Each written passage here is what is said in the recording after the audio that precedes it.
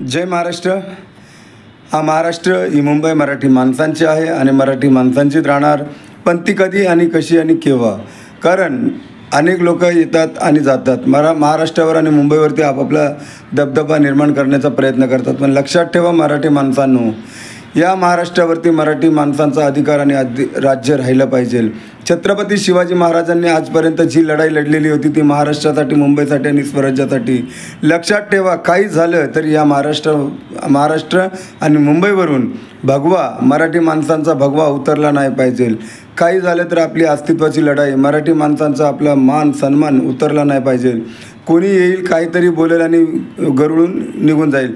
पण मराठी माणसाने आज एकत्र होऊन लढलं पाहिजे महाराष्ट्रासाठी, मुंबईसाठी.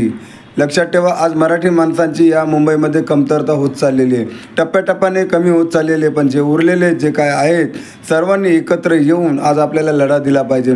106 हुतात्म्यांनी जी बलिदान दिलेले होतं त्यांनी त्यानंतर हा मुंबई आपला अस्तित्व ठेवलेलं होतं. म्हणून आज आपल्या सर्वांना तेच करायचं आहे. मुंबईवर जो कोणी कब्जा करण्याचा प्रयत्न करेल त्याला आपल्याला नायनाट त्याचा करायचं आहे. पण येणाऱ्या आता आपल्याला लोकांना मुंबई महानगरपालिका किंवा सरकार, आज काही लोक बोलतात का आमचं सरकार, यांचं सरकार, त्यांचं सरकार. जनतेचं सरकार कुठे आहे? जनतेचं सरकार राहिलेलं नाही आहे. मला सार्थक अभिमान आहे उद्धवजी ठाकरे साहेब यांचा. त्यांनी 25 वर्ष मुंबई महानगरपालिकेवरती आपला राज्य केलं. पण त्यांनी कधी असं बोललं नाही ठाकरे सरकार करून किंवा मातोश्रीचं सरकार म्हणून कधी बोललं नाही.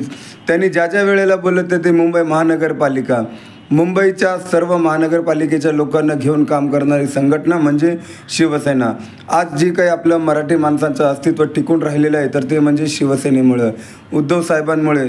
आदरणीय आमच्या सर्वांचे लाडके शिवसैनिकांचे आराध्य दैवत, हिंदू हृदय सम्राट, शिवसेना प्रमुख श्रीमान बाळासाहेब ठाकरे यांनी जो मराठी माणसांसाठी अस्तित्व निर्माण केलेलं होतं, मराठी माणसांना जागं करण्यासाठी त्यांनी लढा दिलेला होता, तेच चाबूत ठेवण्यासाठी आज उद्धवसाहेब ठाकरे आणि आदित्यसाहेब ठाकरे एक दिलाने एक मताने लढत आहेत.